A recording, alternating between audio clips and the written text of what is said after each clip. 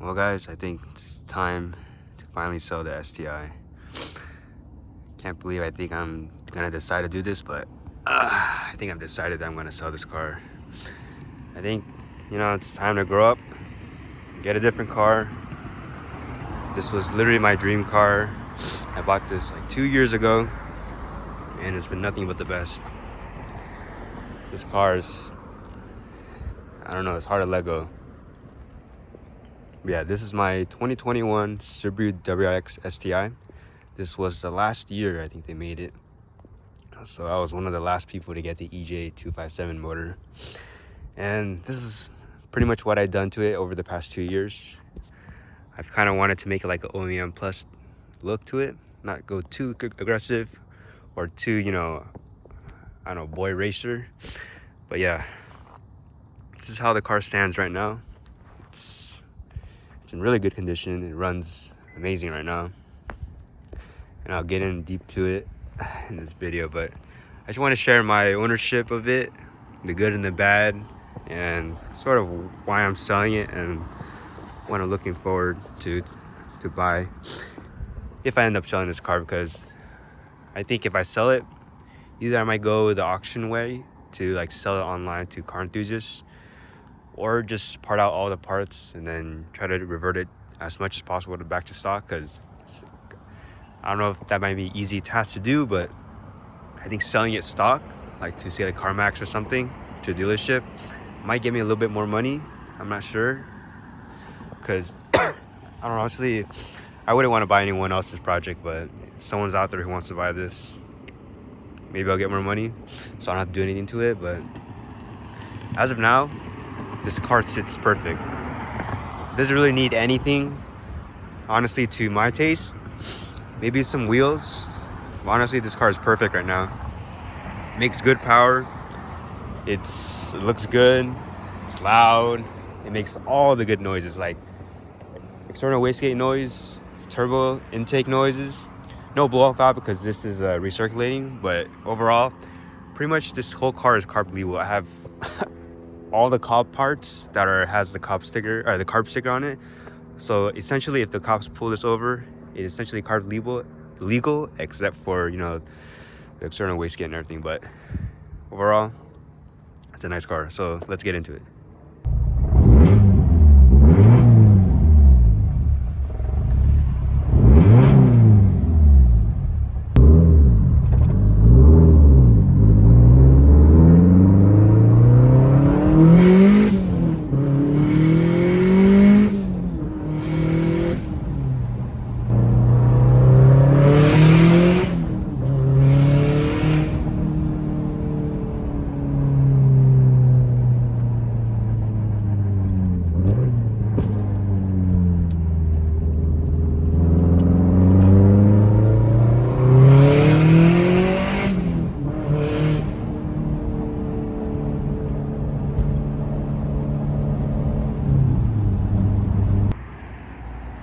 Alright, so let's get into the meat and potatoes of this car.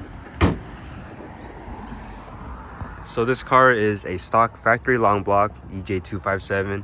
It's never been opened. It's a stock from the factory, and it's a Type RA motor because I think it's past 2018 or 2019, which is a Type RA. So right now the numbers, I'll try to put it up, but the car makes on a dyno dynamics, it makes 375 horsepower, wheel horsepower, and that's on a 20 psi on Sport Sharp, and then it makes around, I think, 335. I'll post it up here, but that's on 15 psi. That's on just the regular sport mode. And it was tuned by Sean at Metro Performance.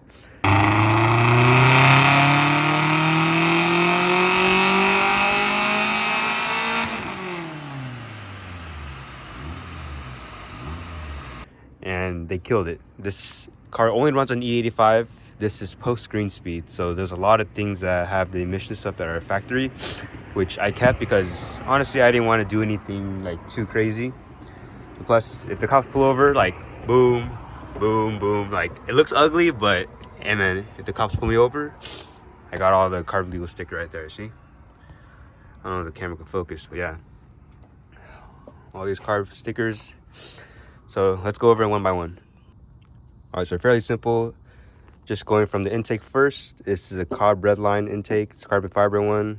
It's pretty good for what it is, and it's carbon fiber. It's very light. It's my first carbon fiber stuff anyways. And then it's the Cobb turbo inlet. This one has a carb label sticker. I don't know where it is. I think it's right here. It's somewhere, but here. Carb label sticker to do this. And then I am running an upgraded turbo. This is a FP Blue. I think it's the Ultra UHF, Ultra High Flow turbo. And it's just the stock turbo inlet size. Then it goes from the turbo to the hot side, which is the Cobb front mount intercooler. This is the bar and plate one. I believe it's a 4-inch. I got the black one just to kind of go with the theme of the car. After that, it just goes into the stock manifold. I do have a Cobb low pressure bypass valve. Oh, LF bypass valve, not low pressure. This is a recirculating. Honestly, I didn't want to get the dump to atmosphere because I just don't like the sound. It's cool, but then it kind of attracts a lot of cops, which I really don't want. And I am running the Cobb fuel lines, fuel rails. This does have 1300cc injector dynamics. I don't know if you can see in there. And it has the stock TGVs. It still has the EGRs. So it still has the flaps, all the emission stuff. Yeah, just full E85. And then I have also the Cobb fuel pressure regulator. What else is there? Boost controller, electronic boost controller with the Cobb one. First mods I did was the IAG AOS. I also have the IAG oil pan and oil pickup. It's the cast, I think the raw aluminum one. I also have the Getter Dom cylinder forward cooling mod. What else is there? This is my coolant. I used to have the Cobb one, but I don't know. It didn't really work for me, so I just kind of tacky, but I'll put back when everything goes back to stock. I believe that's it. The spark plugs are just NGKs. Just, I swap those pretty frequently actually. Dude, this car, I do an oil change, I think every 1,500 miles to 3,000 miles. Since this car runs on E85, I have to flush it out. It smells like E85, straight E85 when I drain the oil. And I also use the Mazda oil filter, so the RX-7 filter, which any Subaru person use that, and the Motul 5W40 XS Gen 2, so use those, right? I believe that's it. Oh, also, okay, after the turbo, going to the downpipe, it's the Cobb Jesse 3-inch downpipe. I couldn't get one in California, so I had to source a used one. This does have a turbo blanket Cobb downpipe shield, and then the external wastegate, I believe it's a tile 44 mil, and that just goes to the PRL, I forgot which one, PNL, PRL, their dump tube, and their up pipe and the dump tube. And then the headers is the Killer B headers. It's tried and true, everyone should use it. I believe that's it. I don't really remember putting anything else. I do have a IAG Street Series pitch mount, Cusco front brace. So for the suspension, I am running these Faction Fab, I think it's the low spec ones. These run really good. I have it at 12 clicks away from stiff from the front and 13 clicks away from the rear. You can see from the fitment, it looks really good. Tires on all 4 of them are Michelin Pilot Sport 4S, and these are the special BMW ones. And might as well go here. I do have the Giro disc 2-piece in the front and the rears. These are running their magic pads. I did want to run the street and track pads, but the thing with these is that believe the inside or the outside of the rear brakes, they have to cut it because it's gonna hit the hardware of the hats. So the pads I'm using are very limited to these discs, these 2-piece. So if you get that, make sure you know, address that. And I do have the white line front and rear sway bars with the end links. I do have the roll center kit from the front. What else is there? I do have, I believe, the SPL rear lower control arms. I do have the Cusco rear strut bar. Not just the strut bar, but the cross brace. I think you kill 2 birds, 1 stone with this one. That's pretty much it. The exhaust, the catback, I ran so many setups, stock. I ran the Remark with the Boso edition. With this one, I have the Tomei. This is like I never been a fan of the single exit, but now I think I really like it. And also had my infamous RES Valvetronic exhaust. It has valves in it, which is great. The only thing is that system was really heavy, and sometimes when the valves are open, it wasn't like how loud that I want it to be. But if anyone wants that one, it's like a really good daily driver to do. And the aero kit is a Basin R just from eBay. It's the front side skirt and then the rear spats. The hood louvers, this was a big story. I did have overheating during the summer, which is like 110 degrees out here in California. And so that's why I had to put these just as added security. And since I went with front mount, I have the Veris hood scoop delete, because high pressure in here is not good. And which this allows for the whole cooling stack to cool down much easier. I don't want any pressurized air inside here, which affects the cooling, which was why I got this, as well as their hood vents. But yeah, pretty much the front grille, I forgot where this was from. I think JDM Muscle. I had the OG badges, as well as the rear. The tail lights, I believe these are the Subi Speed one, the JDM style. And the spacers, I'm running 25mm torque solution spacers. These are just stock wheels with the Michelin Pilot Sport 4S. Best tire you can get. And I do have 5% tint all around, but the front is 70%. I believe that's it. Let's go to the inside. The inside is fairly stock. I just have this camera here just in case. I just really swapped this out from my old WRX one. I had this since my old VA WRX. I have access port, these 2 gauges. I think this is a SMY cluster. Oil temp, very important. Never drive without one of these. Even though if your coolant is up to temp, your oil probably is not. And also an oil pressure gauge. And pretty much stock interior, pretty much. Nothing big. I recently had this due to my issue with, I had issues with a check engine light. This is pretty normal. It's a P0420 code. It's if you have a downpipe.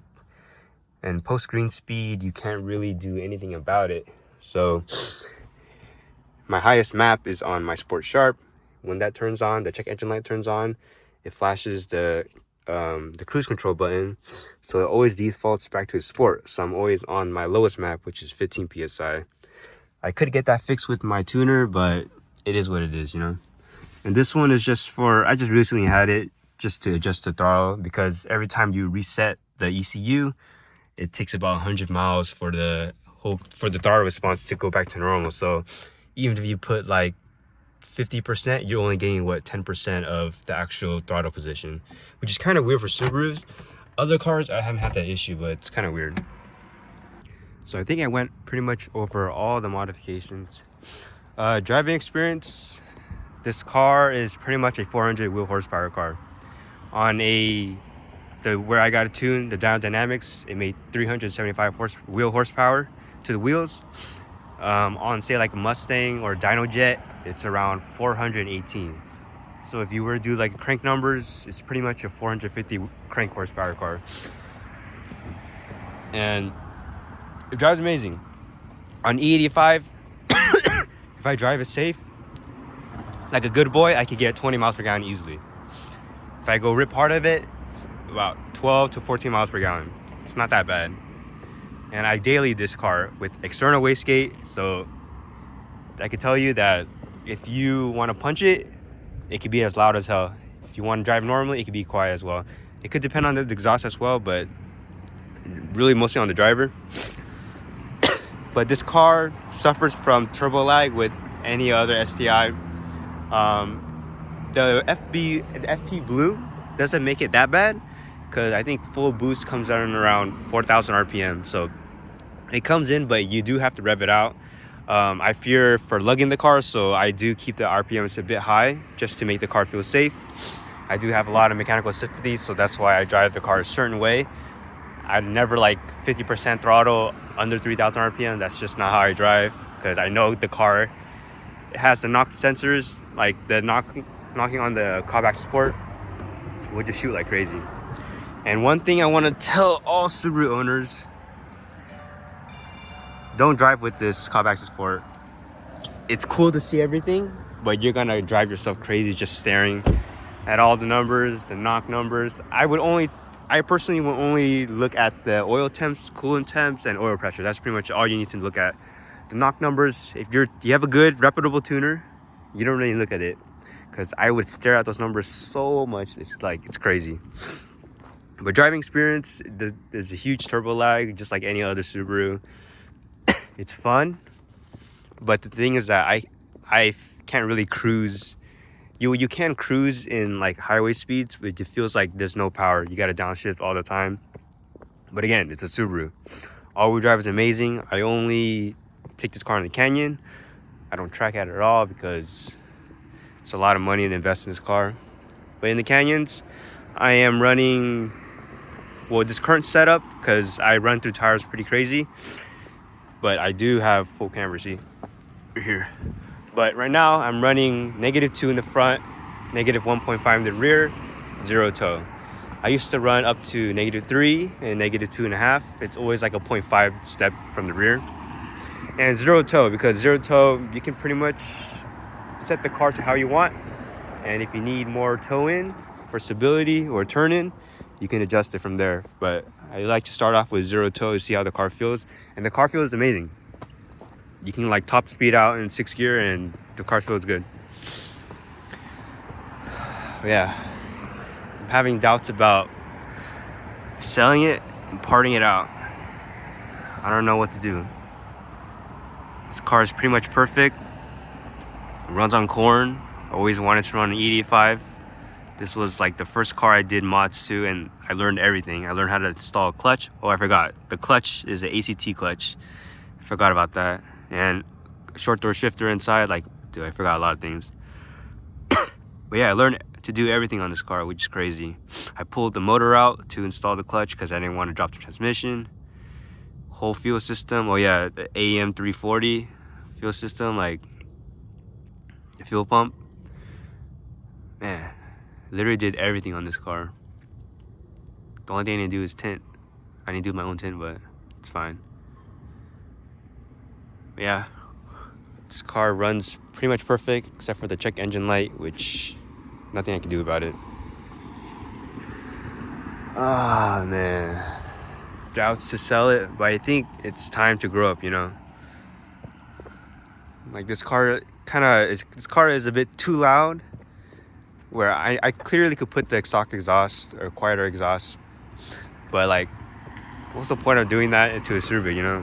This car sounds, I think this is the best 4-cylinder sound ever you can make. It has equal length headers, downpipe, Tome exhaust. Like, I know if I get another 4-cylinder, it won't sound as good as this. I know that. But I think I'm looking for something that is kind of like my old WRX, which has like low end torque, because peak torque comes in like well below 2,000 RPM, which is what this car lacks. But then again, your trade-off is at the top end with this car. Yeah, a lot of decisions. But yeah, I really have no complaints with this car. I don't regret doing any of the modification at all. I don't regret buying it. Like, this was the dream car. I want to keep it, but financially you can't do that. But yeah, if you guys want to buy STI, I would do it the way that I did it, which is to put all the mods to make it reliable. I know some cars you don't have to do it, but this car you should do all the stuff that makes it reliable. You know, cylinder 4 cooling mod, oil pickup, AOS, and then do whatever you want to it. But if I were to keep this car, I know I would go the next step, which is to get the engine built, big turbo. But I feel like it might be a dumb decision to do, you know, spending that much money. I already spent a shit ton of money already. I spent almost like I think 30,000 on modifications. I chose like all the good parts. I didn't cheap out on anything. And I think if I were to keep this car, I would eventually go the built route and make even more power. But the thing is that it's just a lot of money just to make some power. There's a bunch of cars out there that just a tune, intake, downpipe, and you're just downloading power, you know. With this car, like, you literally gotta play. You gotta pay to play, you know. Very simple with this car. But again, I don't regret anything with this car. So hopefully the next replacement for this car will be a good one.